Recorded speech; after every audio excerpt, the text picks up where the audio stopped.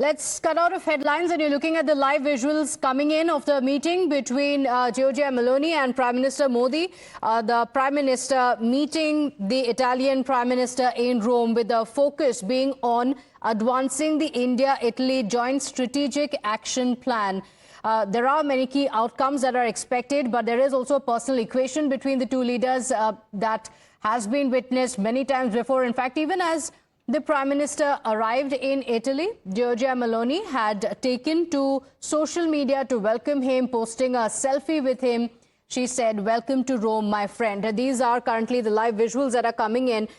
Now, let's talk about what is expected. Of course, after the FTA, there is a lot of focus on the trade opportunities between the two countries. Apart from that, the focus is also going to be on expanding defense co-production, accelerating clean energy and also space collaborations.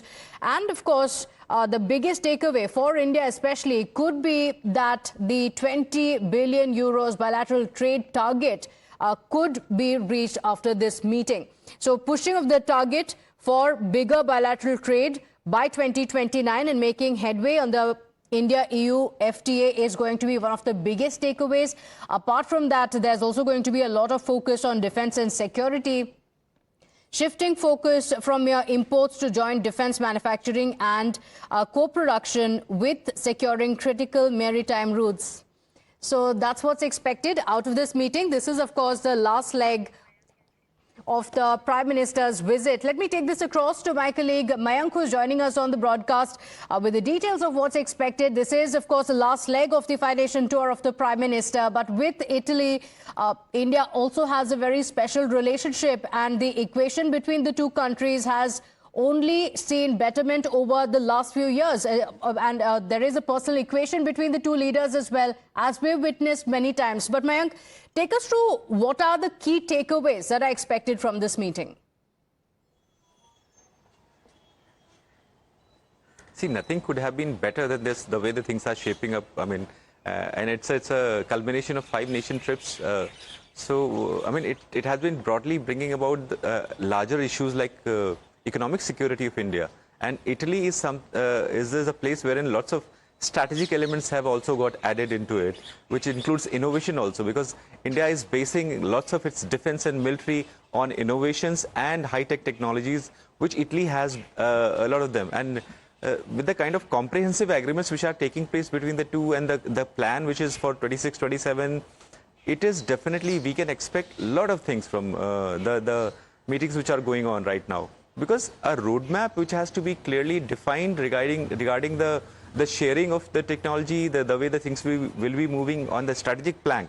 Because the way the things are shaped up right now, international system which is going on right now, things are really sensitive, complicated and nebulous. So the way the things are being clearly defined between the two nations, and specifically because of the chemistry which is shared between the prime ministers of the two countries, things are going to be really good for us.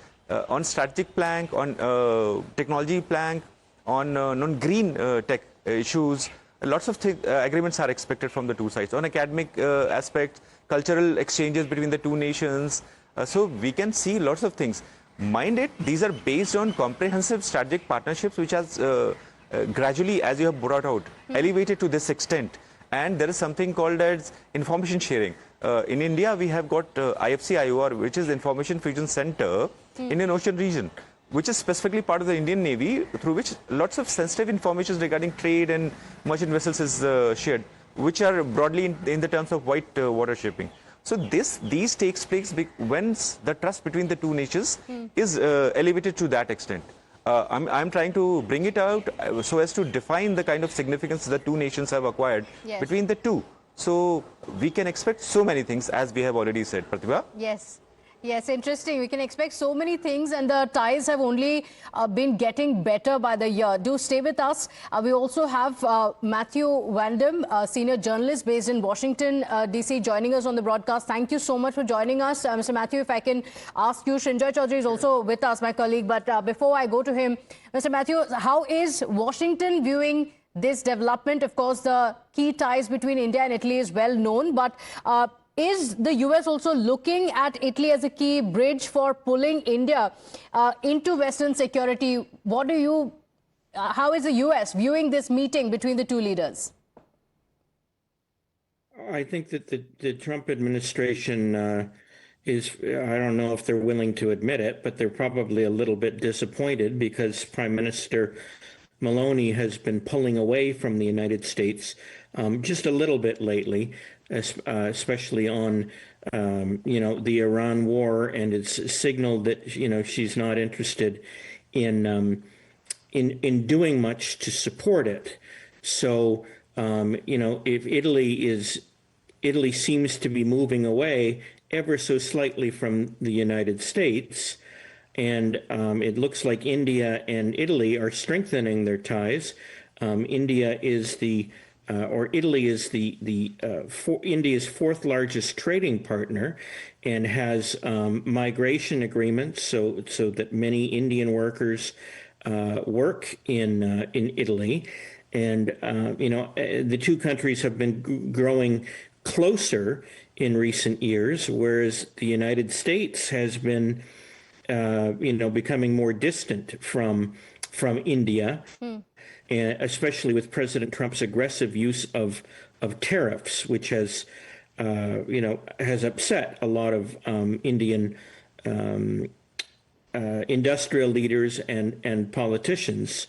And so I suppose that the American government is looking at Italy ties with a wary eye, because it would prefer to have better relations with Italy, but I don't think that's in the cards for the immediate future. Okay, all right, Srinjoy, do you agree? Because, one of the points that Mr. Matthew mentioned as well was the fact that Giorgia Meloni, the Italian Prime Minister, was among the first leaders to condemn the US and Israel action on Iran. Many European leaders did that.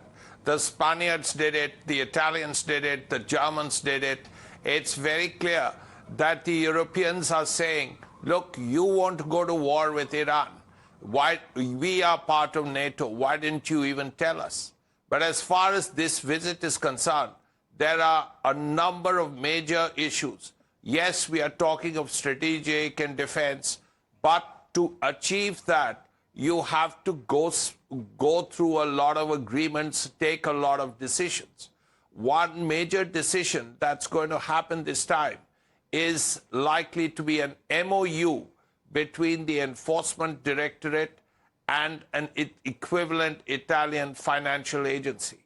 Besides that, there's going to be a lot of discussion on IMEC, a lot of discussion on ports. Both sides have agreed to have further cooperation on ports. Whether that will include customs and so on, we have to see. But these are little bricks that fit in to make this great edifice that is the Italian-Indian relationship, which has gone back so many thousand years. But most importantly, defense strategic issues. For instance, both the Russia-Ukraine war is going to be discussed, Iran is going to be discussed. As far as defense is concerned, we already know the Adanis have something going with Leonardo. Now, there is a plan to have a comprehensive agreement where Italy and India can work together, design together, develop together, and manufacture together in India for export. Now, that's one. Besides that, economic issues. You've spoken about economic issues, and they are particularly important after the FTA. That too is there. Besides that, art and culture and so on. We know that a painting by Botticelli, a 15th century painting of Madonna with the baby Jesus, will be on display in India.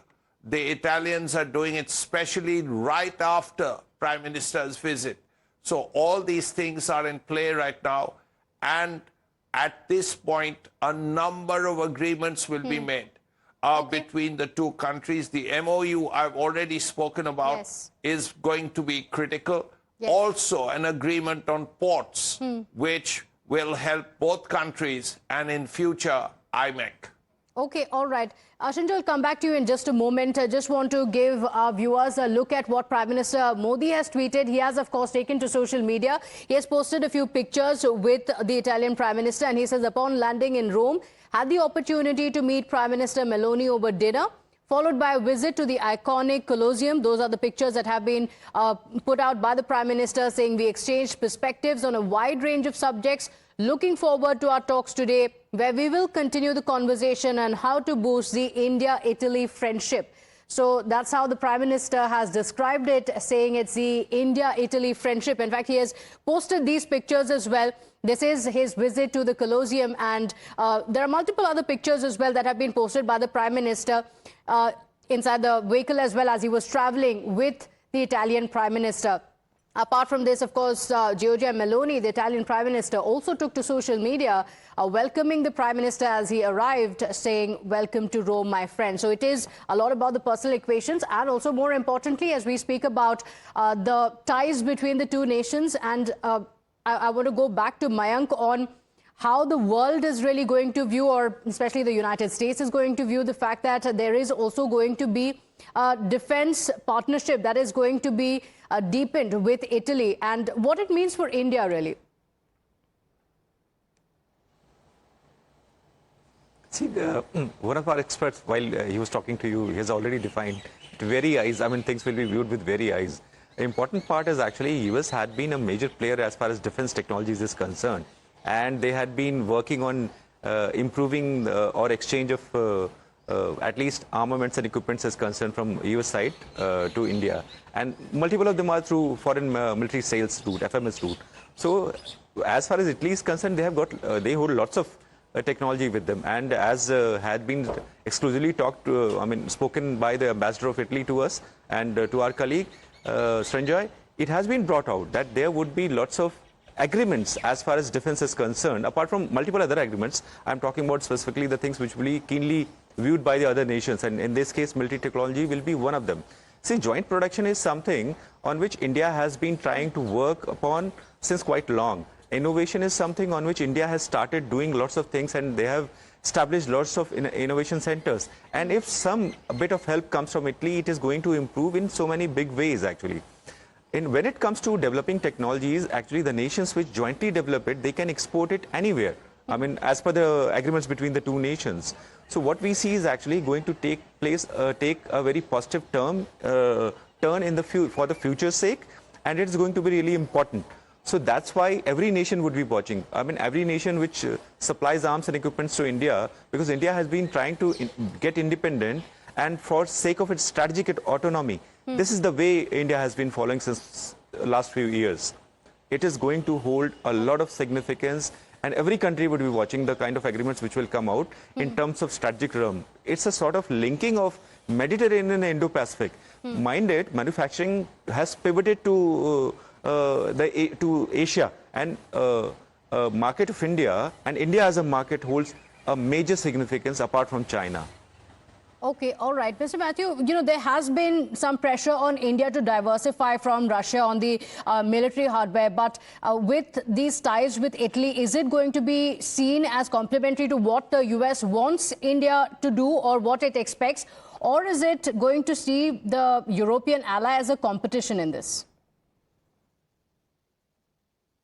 I'm not sure what the U.S. is going to do next with respect to Italy. I think that the American government would like to welcome Italy back into the fold, but as an enthusiastic partner in pretty well everything that the United States does. But I think that Premier Meloni's reluctance to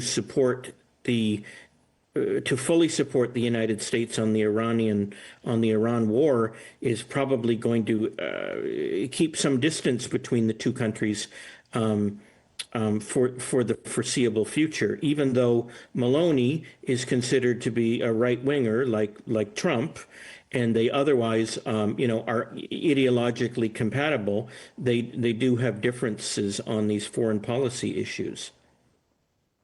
Okay, all right.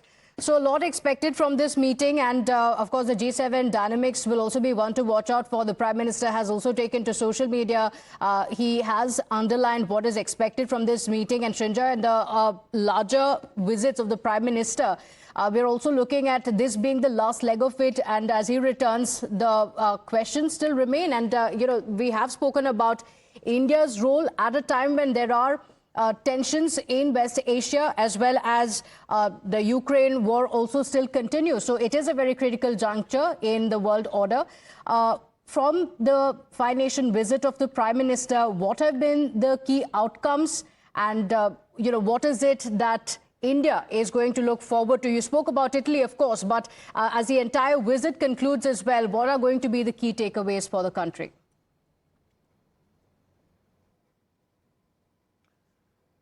First of all, oil is as important as it is today. There's no dispute about that. But 5 years from now, 10 years from now, oil may be less important. Already, countries like Norway, where Prime Minister went, there are more cars running on electric vehicles than on diesel and petrol. Now, this could happen in India. Think of the scale, the number of cars in India, and all of them running on on batteries. Now that's going to be something important. Now those technologies, there are a lot of niche green technologies that the Nordic countries are very good at. So those things can be useful to India if India and the Nordic countries work together. As far as the Dutch is concerned, the Dutch have invested huge amounts in India in the past. And there is no reason after the FTA that there is going to be more trade with the Dutch, more investment with the Dutch. The Dutch take pride in the fact that they have very old relations with India. The Dutch say that at one time, Rembrandt, the Dutch painter, did a sketch of Emperor Shah Jahan. Now, that is, of course, true. And it's one of those great sketches by Rembrandt. But that only shows how old the relationship is, because Indian miniatures used to go all the way to Holland in 200-300 years ago. That apart, this visit basically has 3 or 4 important areas of discussion.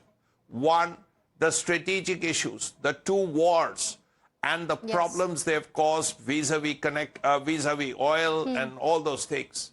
Second, economic issues. The FTA is done, and you have to work towards closer economic ties. Third, environment and green issues that mostly has been looked at by the Nordic countries. As I said, many countries, Denmark, for instance, are brilliant at wind energy.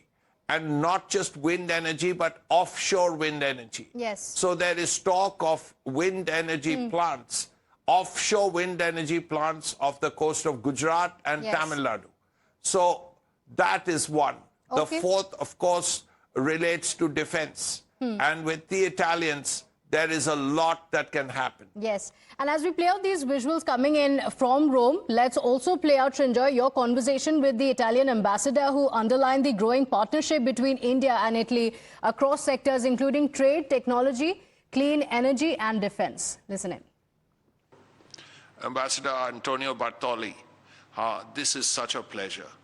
And the 2 prime ministers are meeting today. Today is really the big day. Tell us, what is on the agenda? We hear about defense, innovation, trade and commerce, art and culture. So much happening between India and Italy. Yeah, culture, art and culture is a privileged terrain of dialogue. We have already proposed to our Indian friends quite an intensive and frankly high-quality calendar of events. Last year, for the first time, we brought Caravaggio masterpiece, the universal painter. This year, we will bring Botticelli, so the quintessence of the early Renaissance. We did extraordinary exhibitions, shared stories that have also, of course, a value to show how this Indo-Mediterranean corridor was already there 2,000 years ago. We brought Roman mosaics, and then performing arts, and then artist residencies. So we want to enhance this and structure even more, and we are ready to welcome all the beautiful events that India will be willing to bring to Italy. Just a few days ago, we greeted with great satisfaction the return of an Indian pavilion at Venice Biennale. So that's great. And the two prime ministers have a good working relationship. They understand each other. That will probably help to build trust, and particularly in areas like close defense cooperation. Yeah, because defense cooperation is inherently both political, because it means mutual trust, and then has also an important business and technological dimension. So the two things are there, and so I think we can collaborate in this strategic sector to develop co-production projects and also co-design, because we are willing to share our also technologies with a friendly country. Co-design and then co-production in India and then export to other countries. That's probably an idea that you're looking at. But it's not just defense, it's a wider area. Trade and commerce, especially after the FTA, should be a positive. You know, it's a win-win. We have great machinery, we have great talents and industrial know-how. We are the second powerhouse, industrial powers in Europe. And you have scale, capitals, and a potentially huge market. And so joining forces, we can do great things together. And well, with that, it's time for us to slip into a very quick break here. Of course, we will continue to get you these updates from what's happening in Rome. Quick break, we'll be right back.